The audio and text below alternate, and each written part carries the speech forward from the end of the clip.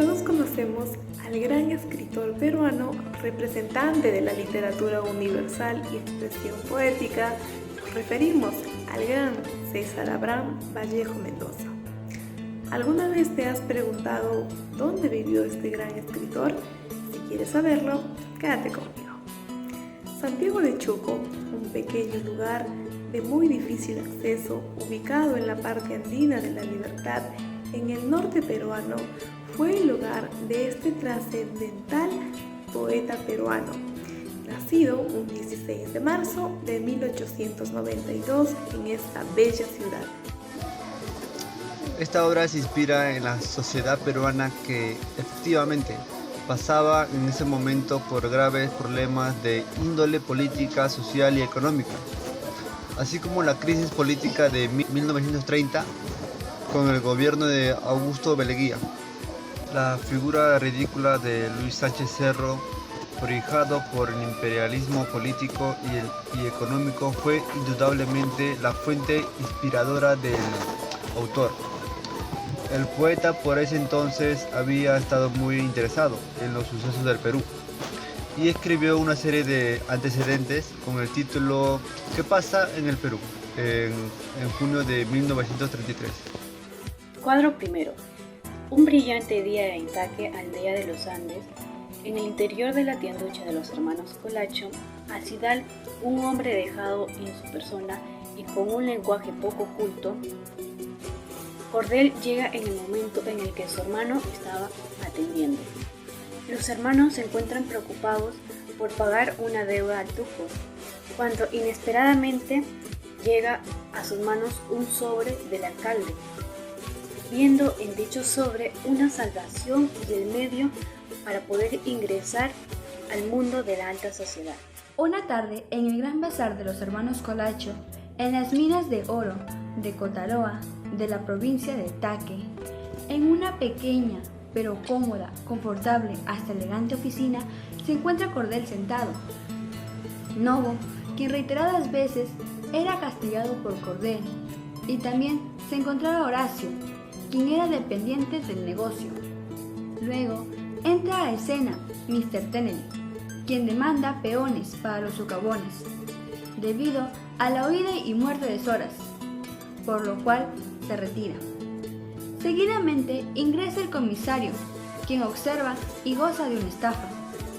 El yanqui, al regresar, le informa a don Colacho de la situación en las minas y le propone un puesto en la política para el beneficio de la Quivilca Corporation. Pasado 11 años, la sala de los hermanos Colacho es convertida en una espléndida sala en Taque, en la que trabaja una criada llamada Taya. Por otro lado, Acidal se encuentra conversando con Zavala, un hombre blanco muy delgado de 25 años, que le da instrucciones de cómo comportarse. Luego de terminar de conversar con él, llega Don Rupe, el padre de Taya, quien fue llamado para que le leyera las hojas de coca. En ese momento, pasó un problema entre Don Rupe y Acidal, pero Don Julio soluciona el problema con diálogo. Al final, llega Cordel de viaje, quien pide hablar a solas con su hermano para contarle lo que Mr. Kennedy le había dicho para que sea propuesto presidente. Cuadro cuarto, 10 de la noche. El bazar está cerrado para la clientela. Cordel y Mark Kennedy toman un par de copas de whisky, celebrando el viaje de un Colacho. En plena velada tocan la puerta e ingresan los empleados de la Quivilca Corporation. Estos últimos honran cada vez más al yanqui. Para pasar el tiempo, deciden jugarse a la rosada, siendo el ganador el gerente, mandándola a llamar para divertirse con ella, a tal punto de embriagarla y abusar sexualmente de ella. Ya en la mañana, Marsh Kennedy despide a Cordel indicándole las pautas a seguir para llegar a su destino. Ya en la capital, en la casa política de Cordel, este dialoga con Acidal.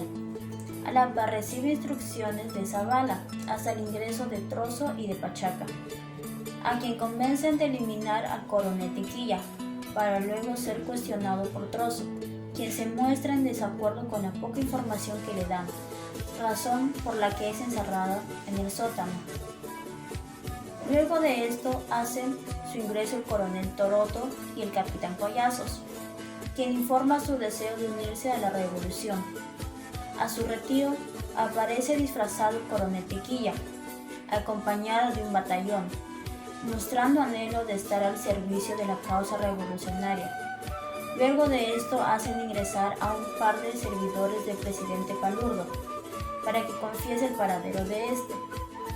Seguidamente ingresa un grupo de personas de altos y bajos rangos para definir los cargos políticos que ocuparán cuando llegue al poder. A causa de esto se genera una discusión entre el coronel Bando y el doctor Segarra, por el cargo del doctor del Surco, quien cuestiona los ideales revolucionarios. En el cuadro sexto, podemos ver a un cordel presidente con la presencia de un secretario rojo y de un edecán. Los primeros en visitarlo son el doctor Soy Sadol, trayéndole cigarros importados. Luego el presidente del Congreso, por dos congresistas traidores. Después, el ministro de Justicia, por un lío entre obreros a mando del agente Alberto Azuela.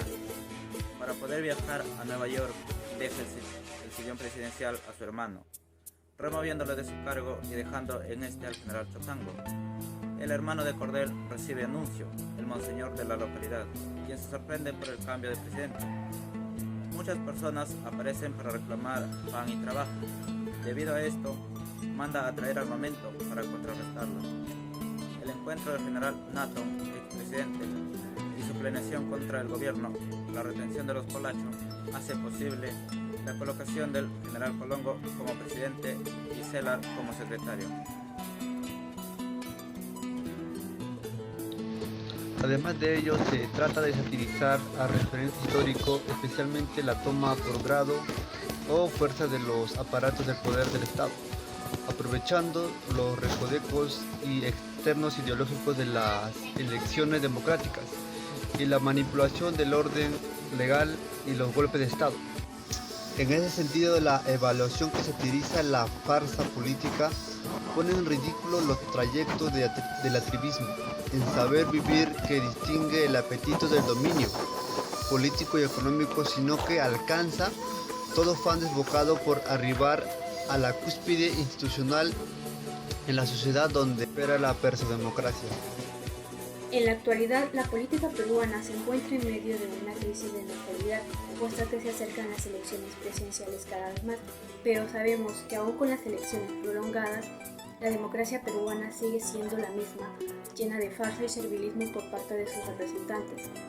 Es decir, se preocupan por su propia estabilidad e interés y no tienen consideración hacia los que representan, tal y como pasó en la época de Colacho Hermano. Pues es lo mismo que está pasando en la actualidad con la inestabilidad política, económica y social.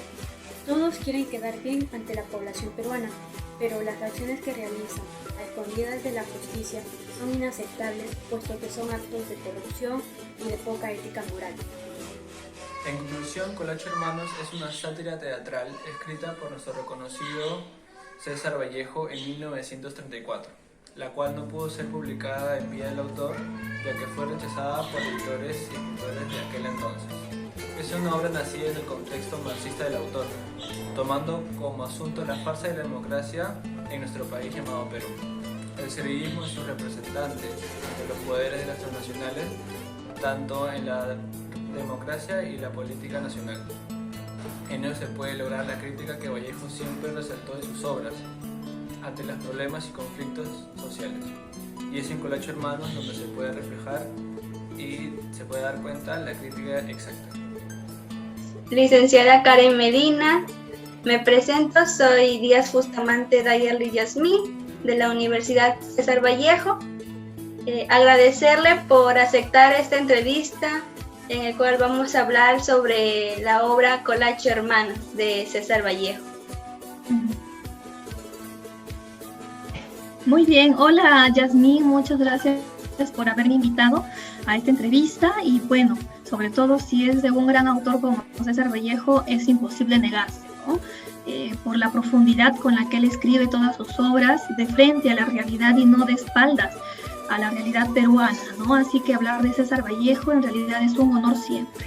Índole, en realidad, yo hasta diría social político, ¿no? Donde nos empiezan a hablar de las diversas peripecias por las que pasa el Perú cuando vienen a derogar en un golpe de Estado, más o menos en 1929, 1930 aproximadamente, donde Sánchez Cerro da golpe de Estado al presidente Leguía y él toma el poder, ¿no? Y luego podríamos decir que fue un periodo muy cortito donde sucedieron varios presidentes, ¿no? Donde hubo una inestabilidad política, social y económica, porque toda crisis política trae consigo una inestabilidad tanto social como económica.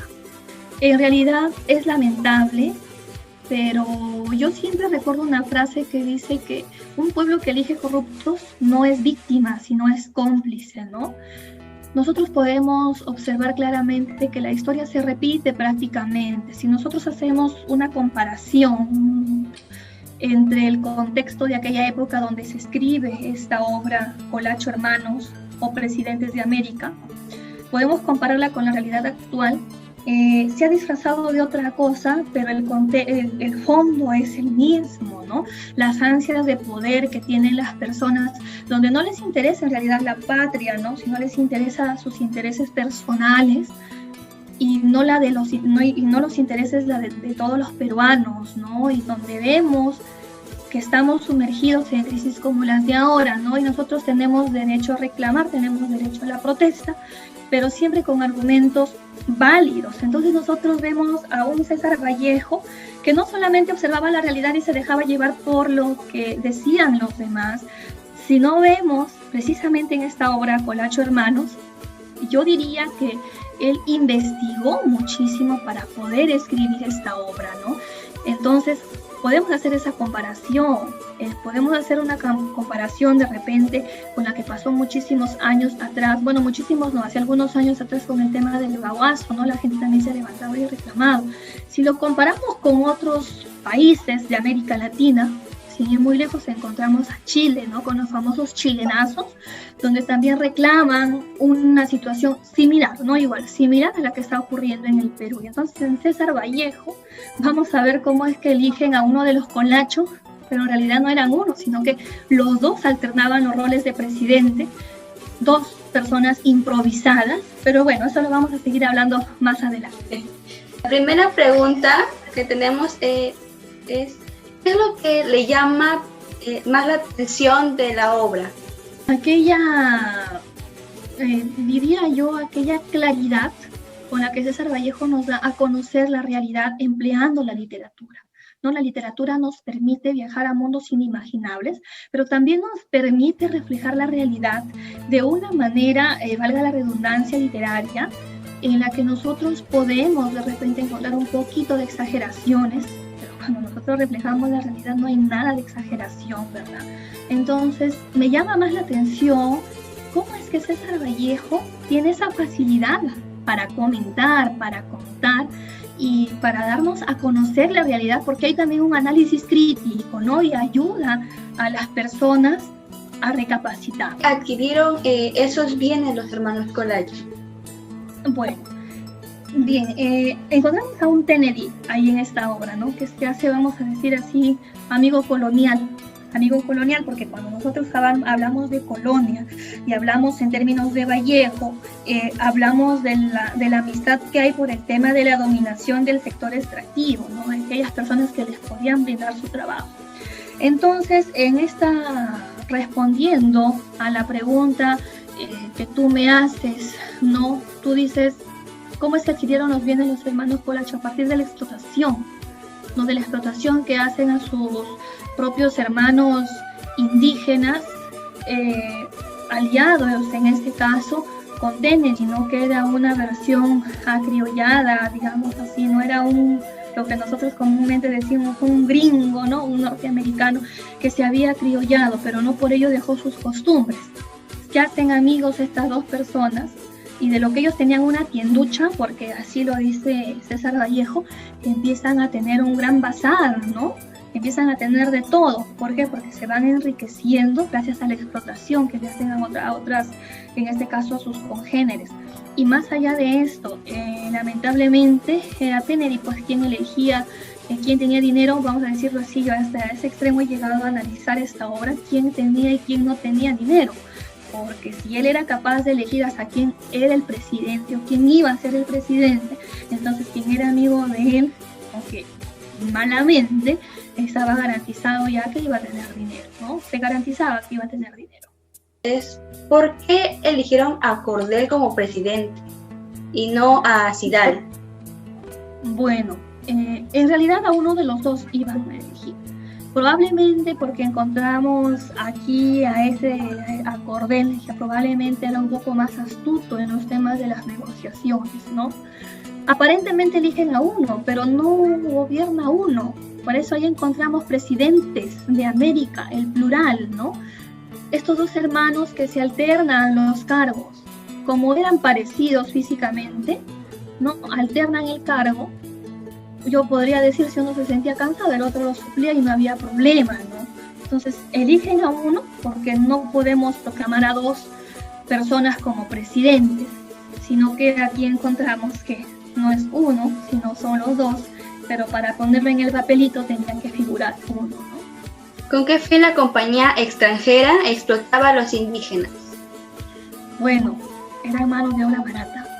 Y si vemos en otras obras, vemos que se basaban en distintos sistemas para que los indígenas, nuestros hermanos indígenas, les puedan dar servicio muchas veces gratis, no solamente por la tierra en la que se vivía, no, en la tierra en la que se vivía ya era simple, ya era todo. Es decir, yo vivo, por ejemplo, en la tierra, en este caso, si yo me voy a y me da una pequeña parcela, yo vivo ahí, yo tengo que agradecerle esa parcela trabajando para él y él no está obligado a darme dinero, ¿no? Entonces, aparte de ello, la mano indígena, si es que se pagaba, era muy, muy barata, muy, muy barata.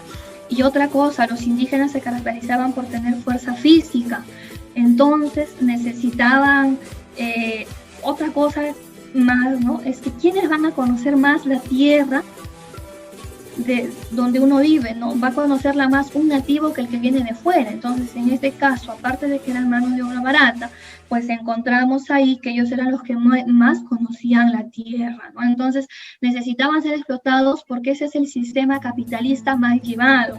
Un sistema capitalista mal llevado, un capitalista extremo, va a llegar a esto, no va a llegar a explotar a la gente, no le va a interesar ni su salud siquiera y la va a seguir explotando siempre. Hay una relación entre el Colacho Hermanos y el Tusteno, pero quisiera saber cuál es esa relación que tienen ambas obras. Muy bien, cuando nosotros leemos el Tusteno, que también es una obra muy preciosa de César Vallejo, encontramos a Cordel y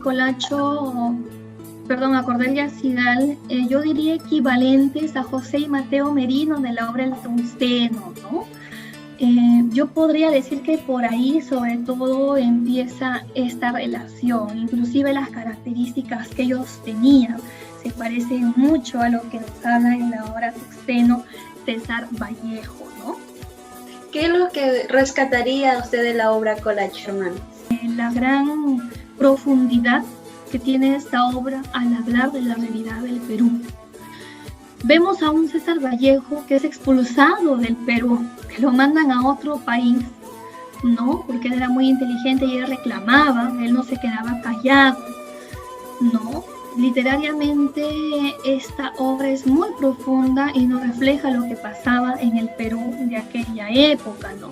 Y ya yo mencionaba en algún momento, cuando ya César Vallejo viene a escribir esta obra, ya viene alimentada por distintos intentos de dar a conocer la realidad peruana en la propia obra Tusteno, pero también encontramos investigaciones y otros desarrollos anteriores, así que esta obra es muy, muy profunda, ¿no?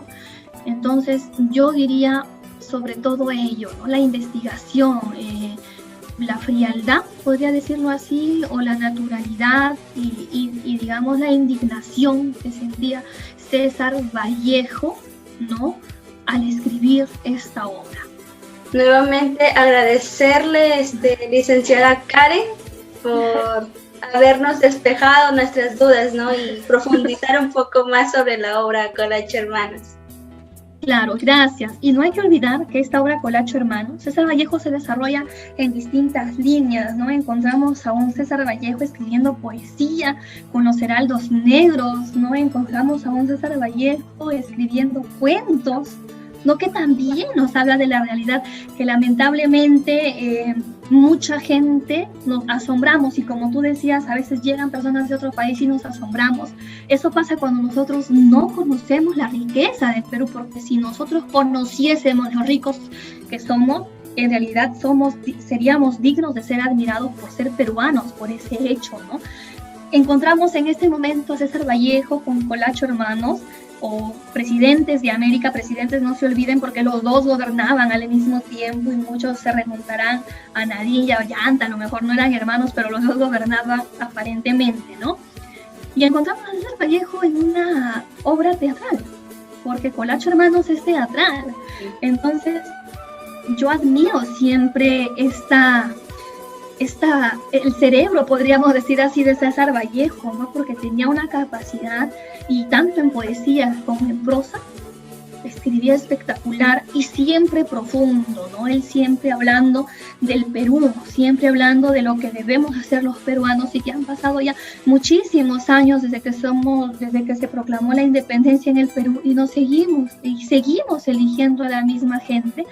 Y yo invoco y también imploro al mismo tiempo a los chicos, a los jóvenes de esta época, que averigüen y que elijamos bien, ¿no? Que elijamos bien. Entonces, miren, vamos a ver, a César Vallejo, estúdienlo, chicos, en todos los ámbitos, pero sobre todo en el ámbito académico, ¿no? En el ámbito académico. No olvidemos que a él lo apodan el Cholo, porque él protestaba en el extranjero y decían: ¿quién es ese Cholo que está reclamando aquí, ¿no? Entonces, tenemos que estar orgullosos de ser cholos, porque somos cholos, pero hay que saber también cómo lo decimos, ¿no? Porque a veces duele por la forma en la que lo dicen, ¿no? Pero el cholo, en este caso, yo quiero mucho literariamente a César Vallejo, no he tenido la oportunidad de conocerlo definitivamente, pero él, como muchos otros, encontramos también a Mariátegui, encontramos a un José María Villegas, con El sueño del Pongo, por ejemplo, que también nos habla cómo era la explotación, ¿no? En esa época, el pongaje, por ejemplo, y varios otros, en este caso, como el propio Abraham Valdelomar, que nos habla así de las peripecias que el Perú ha vivido, no ahorita, sino desde hace muchísimas épocas. Pero hoy en día ya jóvenes, adultos, inclusive los famosos tiktokeros, como les dicen, ya nos estamos dando, o se están dando cuenta, bueno, ya se están dando cuenta de la realidad. Y eso solamente se logra a través de la lectura crítica, porque no podemos estar creyendo todo lo que nos dicen los medios. Nosotros tenemos que ser críticos y escuchar varias opiniones, ¿no? Porque escuchar ideologías similares a las nuestras no nos ayuda a ser críticos, ¿no? Hay que escuchar ideologías distintas a las nuestras para, a partir de ahí, nosotros establecer comparaciones, y a partir de lo que sabemos y de nuestra capacidad crítica, pues poder no solamente ofrecer alternativas de solución, sino hacer un análisis verdaderamente adecuado de lo que el Perú necesita. Así que adelante, les invito a leer esta obra. Es muy, muy bonita. Yo en realidad lo leí hace ya algunos años, y cuando me hablas de tú, Yasmín, he tenido que repasar un poco más para recordar, ¿no? Y cada vez que yo leo esta obra siempre encuentro algo nuevo, ¿no? Y tú decías, ¿cómo comparamos con la realidad actual, con el Perú actual? Pues vemos una similitud muy grande. Y ahorita estamos saliendo a la calle porque tenemos el derecho a la protesta, no como antes mucha gente era encerrada, ¿no? Hasta otra oportunidad, Miss.